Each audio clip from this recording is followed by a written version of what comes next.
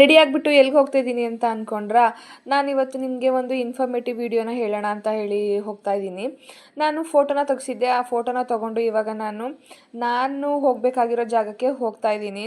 ಇವರು ರಾಧಾ ಮೇಡಮ್ ಅಂತ ಹೇಳಿ, ಇವರು ನನ್ನ ಟೀಚರ್. ಯಾಕಂದರೆ ಇವರೇ ನನಗೆ ಟೈಲರಿಂಗ್ನ ಹೇಳ್ಕೊಟ್ಟಿದ್ದು. ನಾನು ಇವ್ರ ಹತ್ರನೇ ಟೈಲರಿಂಗ್ ಕ್ಲಾಸ್ನ ಮುಗಿಸಿದ್ದು ಫಸ್ಟು. ಸೊ ಇವರು ಹೊಸಕೋಟೆ ಟೈಲರ್ ಕ್ಷೇಮಾಭಿವೃದ್ಧಿ ಸಂಘದ ಅಧ್ಯಕ್ಷರು ಕೂಡ ಆಗಿದ್ದಾರೆ. ಇವ್ರ ಹತ್ರ ನೀವು ಬಂದು ರಿಜಿಸ್ಟರ್ ಮಾಡಿಸ್ಕೋಬೋದು, ಹೊಸಕೋಟೆಯಲ್ಲಿ ಇರೋರು ಯಾರಾದರೂ ಇದ್ದರೆ, ಅಥವಾ ಬೇರೆ ಕಡೆ ಇರೋರಿದ್ದರೆ ನಿಮಗೆ ಎಲ್ಲಿ ಕನ್ವೀನಿಯೆಂಟ್ ಆಗಿರುತ್ತೆ ನಿಮ್ಮ ತಾಲೂಕಲ್ಲಿ ಹೋಗಿ ನೀವು ಈ ರೀತಿ ರಿಜಿಸ್ಟ್ರೇಷನ್ನ ಮಾಡಿಸ್ಕೋಬೋದು.